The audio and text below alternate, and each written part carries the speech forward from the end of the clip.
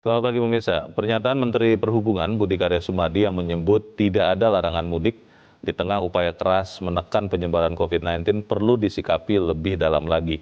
Mengingat setiap habis libur panjang, angka kasus positif COVID melonjak tajam. Kondisi ini tentu saja mencemaskan di tengah upaya vaksinasi yang angkanya saat ini masih jauh dari target. Pemirsa, nilai editorial Media Indonesia di hari ini Jumat 19 Maret 2021 dengan tema mewaspadai pelonggaran mudik bersama saya Leonard Samosir, dan kami juga mengundang partisipasi Anda nanti melalui sambungan telepon di 021-583-9900. Dan pemirsa, pagi ini telah hadir di studio Metro TV anggota Dewan Redaksi Media Group Elman Saragih. Bang Elman, selamat pagi. Pagi Bung Leo. Sehat-sehat Bang? Sehat. Masih tetap 3M? Masih 3M. Tetap pakai masker, jaga jarak, mencuci tangan, itu terus kita ada ya? Harus. Karena itu sudah melekat dalam hidup kita sehari-hari. Karena COVID masih ada ya? Bukan masih ada, masih merajalela. Itu dia Bang, karena beberapa orang bertanya terkait dengan pelonggaran mudik, apakah jangan-jangan COVID-nya sudah tidak ada, katanya begitu. Tapi sebelum kita bahas itu Bang Elman, kita akan melihat dulu ada beberapa berita yang menjadi perhatian media Indonesia. Yang pertama, ini terkait dengan All England, pertandingan bulu tangkis. Kontingen Indonesia dipaksa mundur. Ini kemarin heboh Bang Elman ketika kita mendengar bahwa karena ada satu orang yang terkena COVID di dalam pesawat yang menerbangkan kontingen Indonesia, akhirnya kontingen Indonesia dipaksa mundur. Ini bagaimana seharusnya sikap kita, Bang? Memang ya tentu saja menyakitkan ya. Menyakitkan buat bangsa Indonesia. Yeah. Dan ini sebetulnya ya jujur aja kita menganggap ini diskriminatif kan gitu. Tetapi memang kalau kita pikir di sisi lain, memang Inggris juga punya hak untuk mengatur bagaimana supaya negaranya juga terhindar dari COVID ini. Kan. Ya. Jadi ini emang ini dilematis ini. Memang yang tadinya harus dilakukan adalah antisipasi sebetulnya. Karena sudah ada aturan seperti itu. Kita kan tidak tahu tiba-tiba ada dalam salah seorang penumpang dalam penerbangan itu yang positif. Nah, untuk menghindari itu mestinya ada baiknya tadinya kita pikirkan charter pesawat gitu ya. Oh. Itu jauh lebih aman. Tapi ini kan tidak mungkin lagi kita sesali seperti itu. Iya. Ini evaluasi untuk yang berikutnya. Untuk berikutnya, antisipasi aja. Jadi kalau sudah begini kan kita pasti marah. Saya pun sebagai warga negara Indonesia, saya marah diperlakukan Inggris seperti itu. Tapi kalau kita pikirkan juga kepentingan Inggris di sisi lain, itu juga bagaimana ya? Iya, gitu. Baik. Kita harapkan ada penyelesaian yang baik karena sekali lagi ini kan olahraga ya Bang ya. Ini sesuatu yang harusnya sportif. Ya pokoknya gitu ya. Kita hadapi hati panas, tapi kepala harus dingin. Gitu. Baik, kita harapkan ada jalan keluar nanti. Kita tinggalkan berita itu, kita ke berita selanjutnya. Kali ini dari sektor infrastruktur, bandara baru menunjang pariwisata. Ini terkait dengan peresmian 2 bandara. Yang pertama ada di Toraja, dan yang kedua ada di Pulau Pantar, Kabupaten Alor, Nusa Tenggara Timur. Saya terkesima juga nih Bang Elman. Saya kira tadinya selama pandemi ini pembangunan infrastruktur termasuk bandara dihentikan dulu. Ternyata tetap terbangun Bang. Bagaimana Bang? Ternyata Presiden Jokowi ini nggak pernah tidur dia nih. Hanya untuk mikirin bagaimana infrastruktur ini tetap tidak boleh terkendala kan gitu kan. Dan tidak gembar-gembor ini. Tidak gembar, tahu-tahu tinggal meresmikan. Iya. Dan sudah diresmikan. Iya. Dan menurut saya ini satu terobosan ya.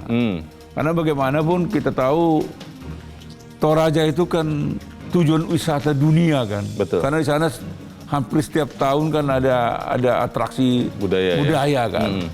Dan itu sangat menarik buat turis mancanegara kan. Nah, jadi memang ketika ada fasilitas bandara, itu akan punya daya tarik lagi. Karena akan mempercepat. Kalau enggak kan jalan darat kan dari Makassar ke Toraja itu bisa 9 jam loh. Betul.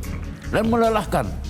Nah kalau sekarang kan saya baca ini 50 menit. 1 jam kurang ya. 1 jam kurang. Iya. Ya saya pikir memang ini terobosan yang bagus. Mudah-mudahan juga di daerah lain juga bisa dilakukan seperti ini. Baik, dan kita harapkan kemudian setelah itu pemerintah daerah sekitarnya juga benar-benar merawat ya. Ya, Pemda juga harus merawat. Bagaimana supaya bandara ini juga bisa hidup. Betul, itu penting. Kita tinggalkan berita itu, kita ke berita selanjutnya terkait dengan bahan pokok. Pemerintah jamin kebutuhan warga selama Ramadan. Nah, ini penting juga ini, Bang Eman. Bagaimana, Bang? Ini komitmen yang baik dari pemerintah kan? Ya, saya pikir terutama buat ibu-ibu, ini kan berita yang sangat menggembirakan. Benar. Karena mereka tidak mau nanti pas bulan Ramadan, menjelang Lebaran, harga telur naik. Iya.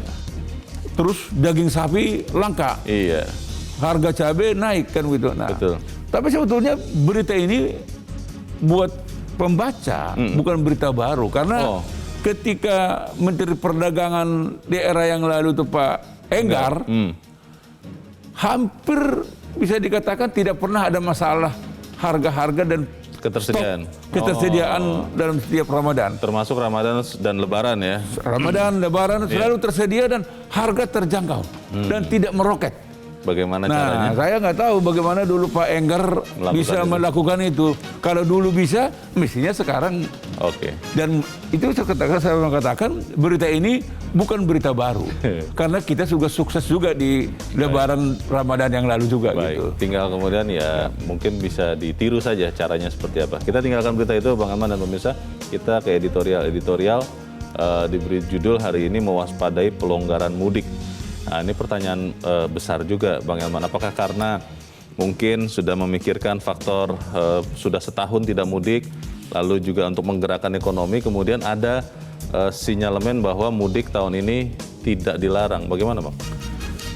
Kita bisa memahami ketika animo, keinginan masyarakat mudik Lebaran. Karena itu sudah tradisi dan sudah membudaya itu. Kita pun asal sudah Lebaran kita berpikir ya mudik.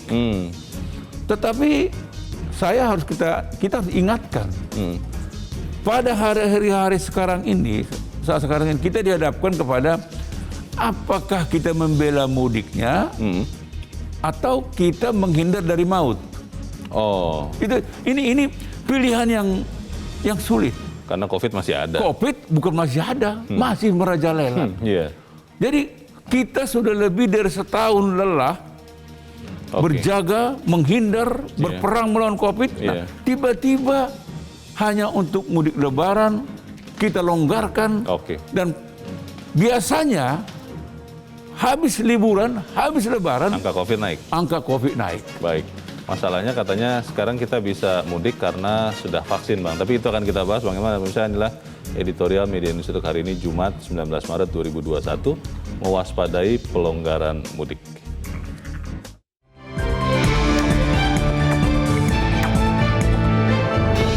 Mewaspadai pelonggaran mudik.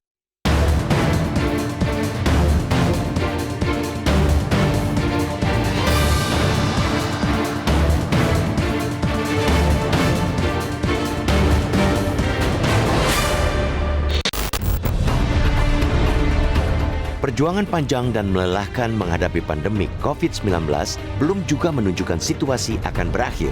Meskipun tidak sekencang awal tahun, penambahan kasus COVID-19 masih di atas 6.000 kasus per hari dengan kasus kematian COVID-19 di Indonesia menembus 39.142. Kondisi yang masih mengharuskan bangsa ini tidak boleh longgar dalam kebijakan penegakan protokol kesehatan. Situasi yang tetap menuntut upaya pencegahan masif meskipun proses vaksinasi sudah lebih dari 2 bulan berjalan. Tetapi, statistik yang mencemaskan tersebut nampaknya tidak cukup membuat pemerintah khawatir untuk melonggarkan pergerakan masyarakat pada saat Lebaran tahun ini. Menteri Perhubungan Budi Karya Sumadi menegaskan bahwa tidak ada larangan mudik. Alasannya ada pertimbangan kesehatan dan pertimbangan ekonomi. Pertama, pemerintah memandang timbulnya rasa percaya diri masyarakat yang sudah melaksanakan vaksinasi COVID-19 sebelum pergi mudik, serta pertimbangan ekonomi terkait kebijakan pemberian insentif pajak pembelian barang mewah atau PPNBM terhadap kendaraan roda 4. Vaksinasi memang telah berjalan, namun masih lamban. Vaksinasi hingga kemarin mencapai 4.838.752 orang dengan kemampuan 400.000 dosis per hari hingga menjelang Lebaran. Vaksinasi baru akan menjangkau sekitar 15 juta penduduk. Belum sampai 10% dari target untuk mencapai kekebalan kolektif 181 juta penduduk. Begitu juga dengan alasan kebijakan penghapusan PPNBM bagi kendaraan kontraproduktif dengan tidak melarang mudik dengan maksud untuk menggenjot penjualan kendaraan, tetapi tidak mempertimbangkan risiko atas ancaman kesehatan masyarakat. Yang jelas, pernyataan Menhub ini langsung memantik kontroversi. Pihak yang mendukung berharap pemerintah memperketat pengawasan protokol kesehatan, mulai dari tempat keberangkatan, selama perjalanan, sampai di tempat kedatangan. Sedangkan mereka yang menolak menganggap bahwa penularan COVID-19 masih tinggi, sehingga kebijakan untuk tidak melarang mudik akan memperburuk keadaan. Pasalnya, setiap usai libur panjang kurva penularan COVID-19 menanjak tajam. Memang, Satgas COVID-19 melalui juru bicaranya Wiku Adhisa Smito menegaskan bahwa kebijakan mudik belum final, perlu pembahasan lintas kementerian. Namun yang jelas, kita tidak ingin pernyataan Menhub ini ditangkap masyarakat sebagai euforia yang justru menurunkan kewaspadaan melawan COVID-19. Memang sebaiknya kebijakan soal mudik ini harus dipertimbangkan dengan baik. Tradisi mudik bisa berdampak pada meningkatnya mobilitas masyarakat dari satu daerah ke daerah lain yang berpotensi meningkatkan laju penularan COVID-19. Belum lagi sebelum Lebaran, masyarakat Muslim akan memasuki Ramadan, membuat aktivitas ibadah warga secara berjamaah akan makin intensif. Jangan sampai narasi-narasi pelonggaran prokes dari pejabat malah ditangkap sebagai sinyal euforia. Ketika kasus COVID-19 saat ini secara nasional punya tren menurun, jangan sampai kebijakan pelonggaran mudik libur Lebaran membuat kasus kembali meroket, menafikan seluruh perjuangan dan pengorbanan bangsa ini dalam setahun ke belakang. Eloknya, boleh tidaknya mudik tahun ini diputuskan lintas kementerian dengan melibatkan Satgas COVID-19 dan kepala daerah. Sekalipun tidak dilarang, pemerintah berkewajiban untuk tetap menganjurkan agar masyarakat tidak mudik.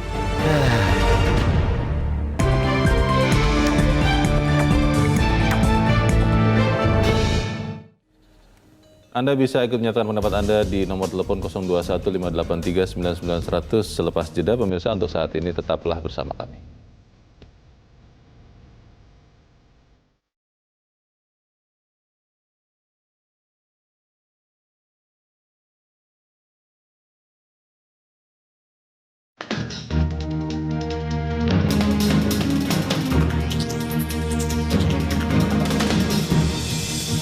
Terima kasih Anda masih bersama kami. Bang Elman, kita sebelum berdiskusi mau bertanya dulu Bang. Kita sudah terhubung lewat saluran telepon dengan ahli epidemiologi dari Universitas Airlangga, Windu Purnomo. Pak Windu, selamat pagi.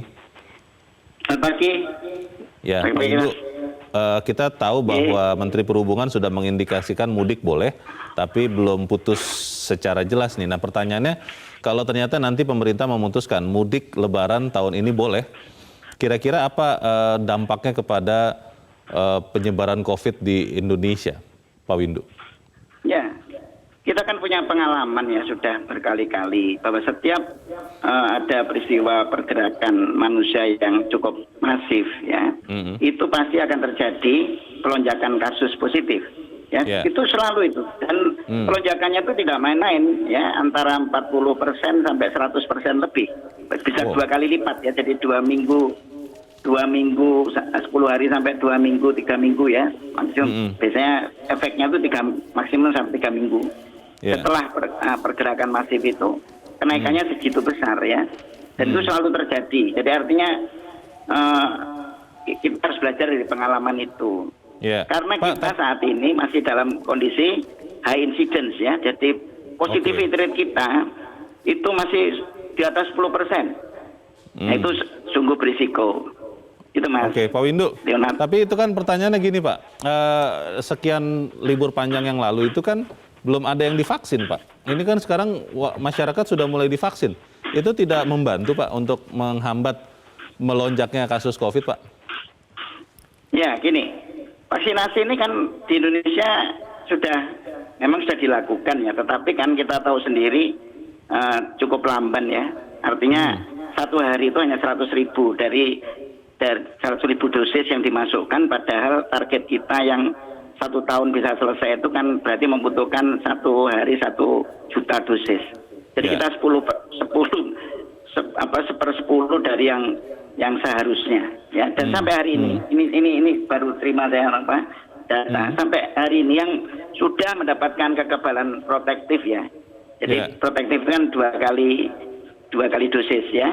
Nah, itu baru, ini yang terbaru adalah 1,9 juta orang saja dari 181 juta yang menjadi sasaran, ya, yaitu 70% dari jumlah penduduk. Jadi masih 1%. Jadi kalau sampai katakanlah 2 bulan lagi, kan pergerakan kalau memang dibolehkan itu tadi, ya, tidak dilarang, itu kan terjadi 2 bulan lagi ini. Itu saya memperkirakan kita paling-paling hanya sekitar 5-10% saja. Itu mungkin tidak sampai, ya. Tergantung kecepatan atau vaccination rate kita per hari itu. Nah, jadi artinya belum terlindung masyarakat ini, populasi kita masih sangat berisiko tinggi. Kalau Pak Windu, kalau semuanya nanti benar-benar disiplin, Pak, baik yang mudik maupun yang didatangi di kampung, semuanya benar-benar pakai masker, semuanya benar-benar jaga jarak, semuanya benar-benar cuci tangan, begitu, itu tidak bisa membantu, Pak Windu? Nah, itu sekarang benar-benar itu apa memang betul benar-benar, ya? Kan selama ini juga begitu, kan? Selama ini pengalaman kita kan juga sama, ya, selalu itu kan tetap protokol kesehatan dan seterusnya. Tapi kan tetap terjadi, kan? Karena prinsipnya selama kan yang paling sulit, ya, yang paling berisiko dan paling sulit itu adalah jaga jarak. Kalau pakai masker mungkin lebih mudah, tapi jaga jarak ini bukan main sulitnya. Apalagi jadi kita tahu, ya, di survei terakhir.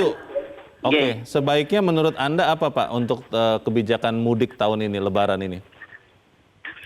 Gini, jadi tetap, ya, bahwa pemerintah tidak mengeluarkan pernyataan yang semacam itu, ya, pemerintah pusat, ya. Jadi maksud saya, ya, bahwa melarang itu tidak gampang, iya, memang tidak mudah. Tapi jangan kemudian mengatakan tidak dilarang. Itu jangan. Jadi tetap harus ada pembatasan pergerakan. Baik. Ya, jadi entah pakai SIKM dan sebagainya seperti di DKI tahun lalu misalnya. Iya. Gitu. Baik, terima kasih Pak Windu. Semoga apa yang kita bicarakan bisa diperhatikan oleh pemerintah. Pak Windu Purnomo, terima kasih. Selamat pagi, Pak. Ini memang dilematis, Bang Elman, ketika dilarang kan membuat posisi pemerintah jadi sulit, ekonomi juga tidak bergerak. Tapi ketika dibolehkan, ada resiko tadi. Pilih yang mana, Bang? Sebetulnya untuk saat sekarang, ya, pemerintah tidak perlu mempersoalkan dilematis. Tidak ada itu. Sekarang ini kan masih momentum untuk bagaimana meningkatkan daya tempur melawan virus, kan gitu. Nah, oleh karena itu nggak boleh ada pelemahan.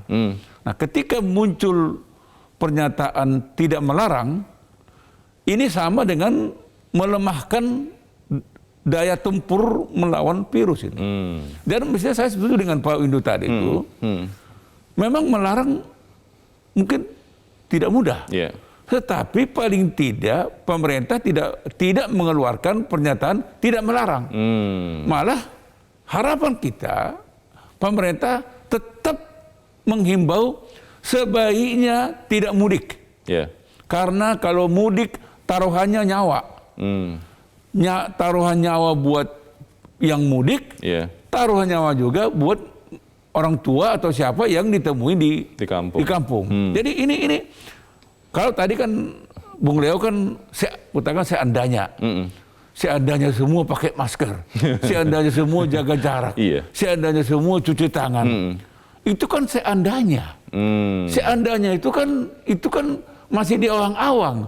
Faktanya kita lihat jauh ke sana, Jakarta aja. Kalau kita melihat di pinggir jalan, ngobrol rata-rata belum menggunakan masker.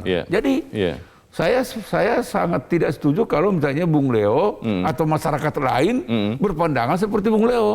Seandainya, kalau seandainya sudah terjadi, tidak seperti sekarang ini merajalelanya peningkatan virus COVID ya. ini. Bang, tapi kalau bicara karena mungkin pemerintah memperhatikan setahun sudah tidak mudik nih Bang. Kan tahun lalu mudik jelas tegas dilarang. Lalu kemudian efek dari pandemi ini juga kepada ekonomi Bang. Dan dipercaya bahwa pergerakan mudik itu akan menggerakkan ekonomi, terutama yang di daerah yang dituju. Kalau itu yang menjadi dasar pertimbangan pemerintah Bang, bagaimana? Ya, saya sih tetap mempertanyakan mana yang mau kita selamatkan, nyawa atau hal lain kan itu. Jadi kalau saya lebih bagus nyawa dulu lah, nyawa dulu. Jadi kita nggak ada gunanya menyesal di kemudian, tapi sudah terjadi gitu kan. Kalau saya lihat tadi kan disebutkan oleh Pak Windu kan, yang sudah 2 kali vaksin, dia katakan 2 dosis itu kan, baru sekitar 1,9 juta. 1% dari 1% dari target 180 juta kan. Artinya kan lamban sebetulnya ini kan. Betul. Lambat nih sebetulnya itu. Tapi saya tidak dalam posisi untuk menyalahkan pemerintah. Karena ini kan banyak faktor kan. Betul. Memang ketersediaan vaksin juga masih jarang.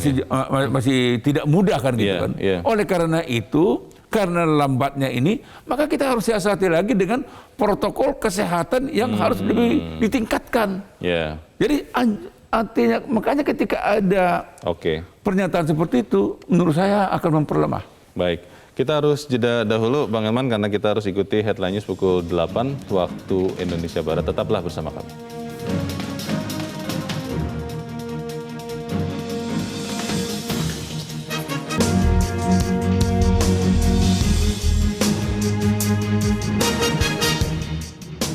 Terima kasih pemirsa, Anda masih bersama kami di Editorial Media Indonesia. Sebelum kita lanjutkan diskusi kita, Bang Elman, kita akan dengarkan Bang pendapat dari pemirsa Metro TV. Kita sudah terhubung dengan pemirsa Metro TV di Medan, Sumatera Utara. Ada Pak Sukiwi. Pak Sukiwi, selamat pagi. Ya, selamat pagi Bang Leo dan Bang Herman. Selamat pagi Pak Sukiwi. Bagaimana Pak pendapat Bapak, Pak Horas, Pak? Silakan Pak. Ini kita lihat, dilarang aja tidak peduli. Apalagi diizinkan. Ini sangat berbahaya. Dilarang aja nggak peduli, apalagi diizinkan, tidak dilarang. Kita lihat sekarang kondisi, ya. Pemerintah sudah terapkan PPKM. Ternyata di lapangan kita lihat selama ini kita contohnya di Kota Medan atau di Sumatera Utara kita lihat, ya masyarakatnya nggak peduli. Pakai kalau di pinggiran kota itu pakai masker pun tidak, kumpul-kumpul. Wah, kita sangat prihatin lah. Karena ini virus ini nggak bisa main-main. Sudah banyak korban, sudah banyak yang meninggal. Jadi kita harapkan pemerintah jangan terlalu cepat mengambil keputusan. Ya, keputusan yang tidak hati-hati bisa mengakibatkan satu kerugian yang sangat besar. Pada pengalaman waktu Natal, Tahun Baru, pengalaman itu, lihat yang positif itu meningkat begitu tajam. Kita belajar ya pengalaman-pengalaman yang lalu. Hati-hati, ini nggak bisa main-main. Kalau ini main-main, bukan pengaruh masalah ekonomi aja, nyawa dan... Baik, masalahnya nyawa ya. Terima kasih Pak Sukiwi di Medan, Sumatera Utara. Di belakang Pak Sukiwi ada Ibu Indra di Cirebon, Jawa Barat. Bu Indra, selamat pagi. Selamat pagi, Bung Leonard dan Pak Elman Saragi. Assalamualaikum warahmatullahi wabarakatuh. Waalaikumsalam warahmatullahi wabarakatuh. Silakan Bu. Ya, betul itu. Bapak Menteri Perhubungan mengatakan tidak berwenang melarang atau membolehkan pada Lebaran. Wah, seperti tadi kata Pak Sukiwi, betul. Dan tadi Bung Leo mengatakan bahwa mungkin kejenuhan ini sudah begitu melilit hati masyarakat. Juga mereka merasa agak terlindungi adanya vaksinasi, itu meningkatkan antusiasme mereka. Apalagi ditambah lagi Bung Leo ingat ada insentif diskon pajak untuk beli mobil baru itu. banyak yang beli mobil baru. Mereka hatinya menggebu-gebu untuk mudik ya, begitu. Ya, dan yang bukan beli mobil baru juga merasa bahwa sekarang sudah ada deteksi COVID-19 yang dengan hembusan nafas itu di terminal, stasiun, pelabuhan dan tapi semuanya rupanya lupa. Seperti kata Ebit, bila Tuhan bosan melihat tingkah kita, maka inilah Tuhan ingin menata ulang kehidupan kita. Manusia tidak bisa hanya menginginkan, tapi harus sesuai dengan kebutuhan. Nah, kalau tahun lalu bisa untuk tidak mudik, tahun ini harusnya bisa juga ya. Terima kasih Bu Indra di Cirebon, Jawa Barat untuk pendapat Ibu. Selamat pagi Bu. Di belakang Bu Indra ada Pak Bambang Saptono di Surakarta, Jawa Tengah. Pak Bambang, selamat pagi. Selamat pagi Metro TV dan selamat pagi saudaraku bangsa Indonesia. Selamat pagi. Silakan Pak Bambang, singkat padat saja silakan. Sampai sekarang ini jumlah korban COVID-19 masih terus meningkat, di mana kasus positif sudah mencapai 1.437.000-an orang. Sementara yang meninggal dunia sudah hampir 39.000 orang. Nah, sementara itu Mas, vaksinasi COVID-19 untuk kekebalan kolektif 181 juta penduduk sampai sekarang baru mencapai kurang dari 5 juta orang. Nah, ditambah lagi adanya ancaman 5 varian baru virus corona dari B117 hingga N4 berapa itu Mas namanya N439K yang konon lebih mudah menular. Nah, untuk itulah terkait dengan kebijakan mudik Lebaran 2021 sebaiknya harus tetap dibatasi. Hal ini untuk mencegah dan memutus penyebaran COVID-19. Karena Mas, mengizinkan mudik Lebaran pasti menimbulkan mobilitas masyarakat meningkat, kerumunan meningkat, pergerakan dari zona merah juga meningkat, yang pada akhirnya kasus positif COVID-19 juga akan meningkat tajam. Lah, kami khawatir dengan psikologi masyarakat ketika pemerintah tidak melarang mudik, pasti akan terjadi euforia atau seperti ada kebebasan. Sekalipun tetap diembel-embeli harus menjaga protokol kesehatan. Baik. Terima kasih Pak Bambang Saptono di Surakarta, Jawa Tengah. Selamat pagi. 3 pemirsa meminta supaya pemerintah jangan dulu berikan izin untuk mudik. Tapi kan masalahnya sampai kita berdiskusi pagi ini Bang Elman, sudah keluar pernyataan Menteri Perhubungan bahwa pemerintah tidak melarang mudik. Nah ini bagaimana? Jadi sebetulnya seperti yang dikatakan oleh Pak Sukowi dari Medan tadi itu ya. Dan ini terjadi di seluruh Indonesia sebetulnya. Dilarang saja tidak diindahkan. Tetap mudik ya? Tidak mudik dia, tetap mudik. Jadi dilarang ya. Katakanlah misalnya tiba-tiba pemerintah bilang dilarang gitu. Tetap mudik. Nah, apalagi tidak dilarang. Tambah banyak yang mudik. Tambah banyak. Malah sebetulnya kalau menurut saya, disinilah peran dari pemerintah daerah sebetulnya kan. Jadi pemerintah daerah juga jangan berpangku tangan. Jangan hanya menunggu titah dari pusat. Pemerintah daerah juga harus proaktif, katakanlah seperti yang dilakukan oleh salah satu gubernur tahun lalu itu, mungkin kalau saya keliru Pak Ganjar ya. Jadi beliau itu dulu aktif menghimbau masyarakat Jawa Tengah yang akan mudik ke Jawa Tengah, tolong ditunda dulu. Tahun ini kita himbau jangan mudik karena akan menimbulkan bahaya. Kan gitu. Jadi kalau misalnya seluruh gubernur proaktif menghimbau, seluruh bupati wali kota proaktif menghimbau, menurut saya akan menambah efektivitas daripada larangan ini kan. Tapi Bang, kalau kemudian pemerintah daerah misalnya melakukan apa yang Bang Elman barusan katakan, tapi di sisi yang lain ada pemerintah pusat, Menteri Perhubungan kan bagian dari pemerintah, mengatakan boleh mudik, ini bukankah jadi kontradiksi? Bang? Di sini yang saya mau katakan sebetulnya kan harus ada sebetulnya dulu permufakatan ya. Kementerian Teknis sama Satgas Covid dan koordinasi dengan pemerintah daerah. Jadi tidak boleh misalnya salah satu menteri teknis tiba-tiba mengeluarkan kebijakan gitu kan.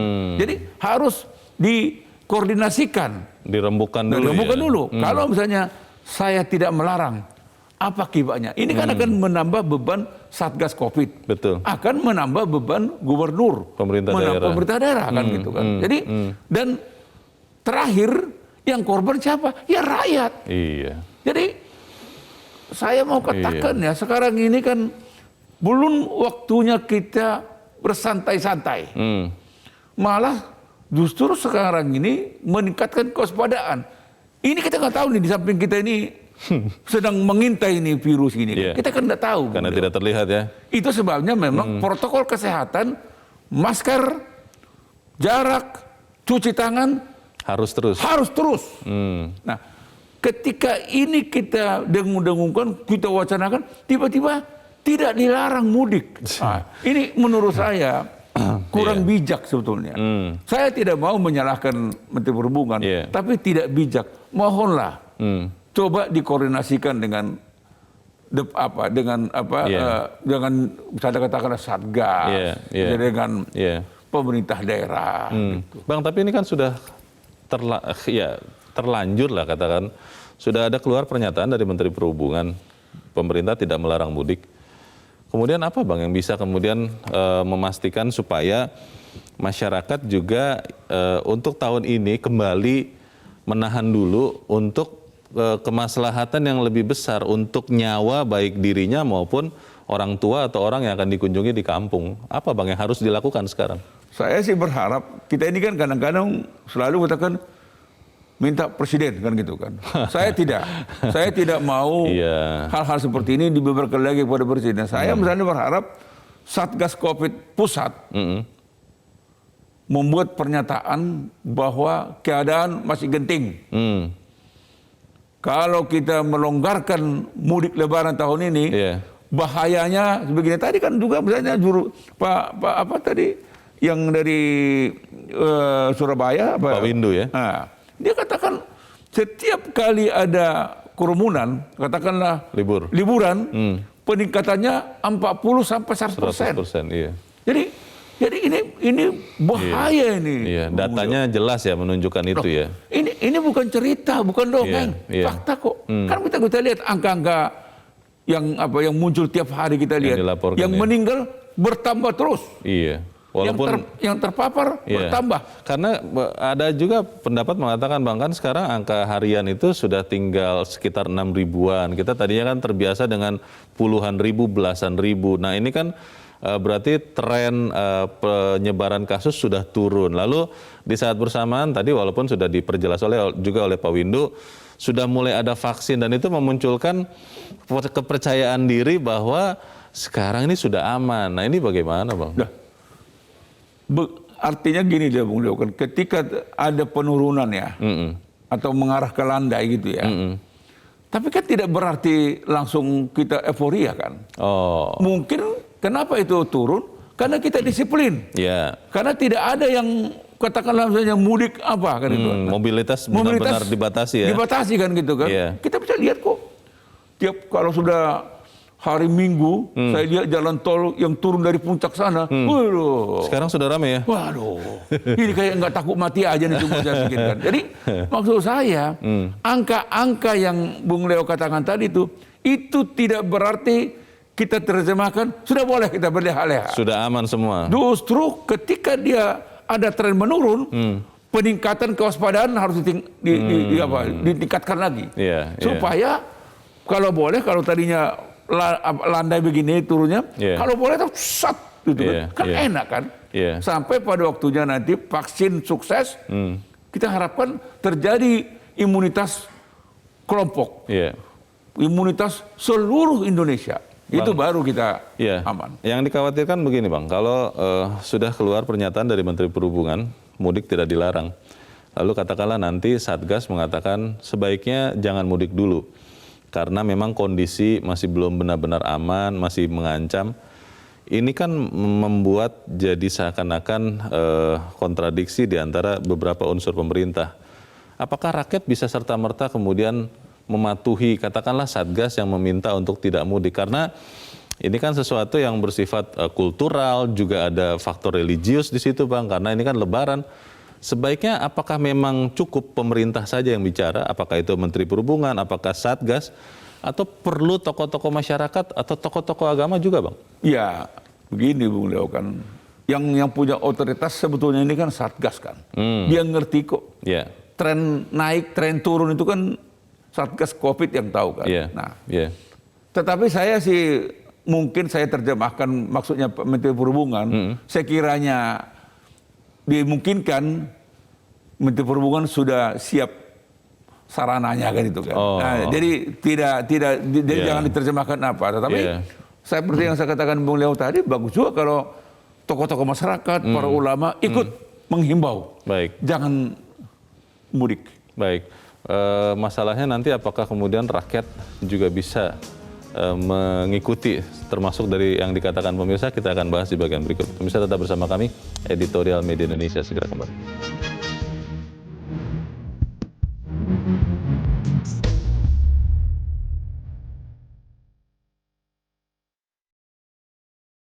Terima kasih pemirsa, Anda masih bersama kami. Kita di bagian akhir dari diskusi kita pagi ini. Bang Elman, memang betul bahwa selama 1 tahun lebih berperang melawan COVID ini kan kerinduan itu tetap muncul, Bang. Apalagi misalnya yang tahun lalu tidak bisa mudik, ingin sekali ketemu orang tuanya, dan dipikir tahun ini sudah bisa. Apalagi kemudian ada pernyataan Menteri Perhubungan tadi. Nah, pertanyaannya, Bang, apakah kalau kemudian nanti ada pernyataan dari pemerintah mengatakan mudik tahun ini pun sebaiknya ditunda, apakah rakyat serta-merta bisa menerimanya, Bang?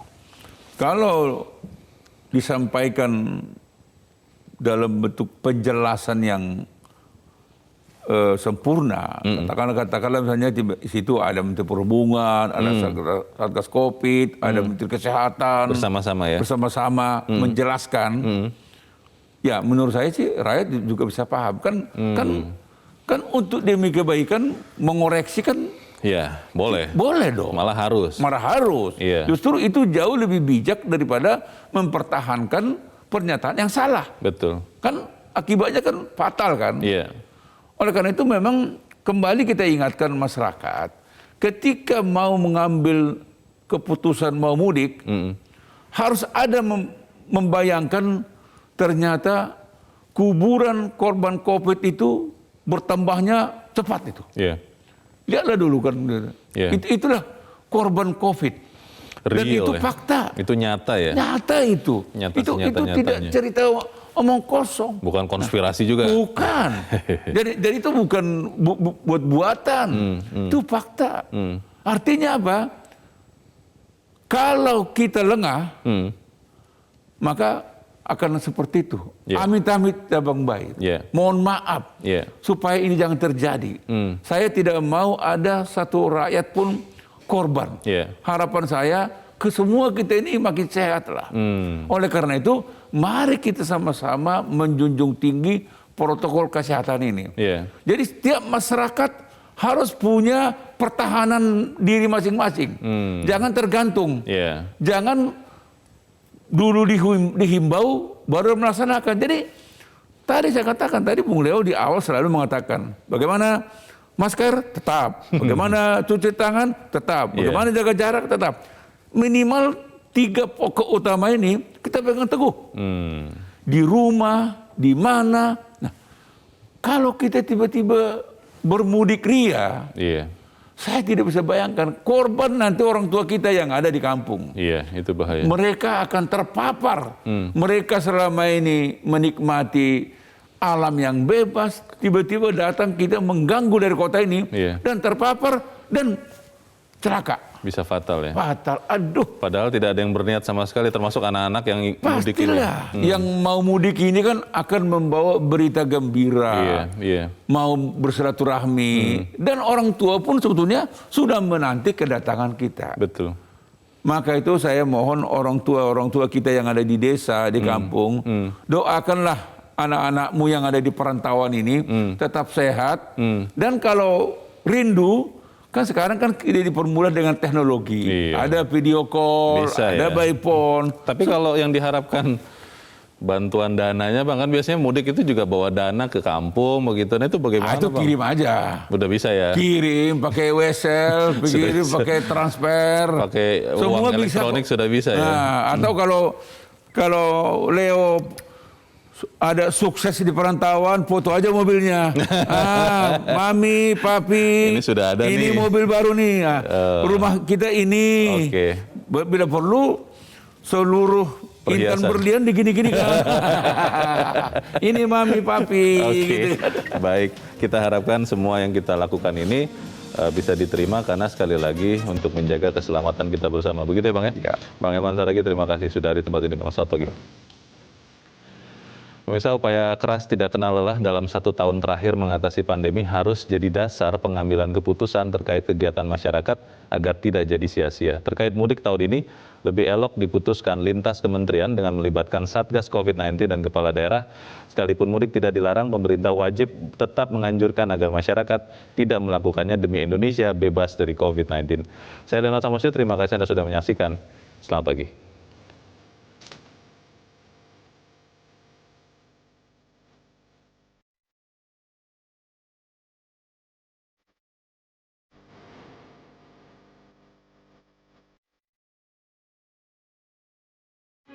Metro TV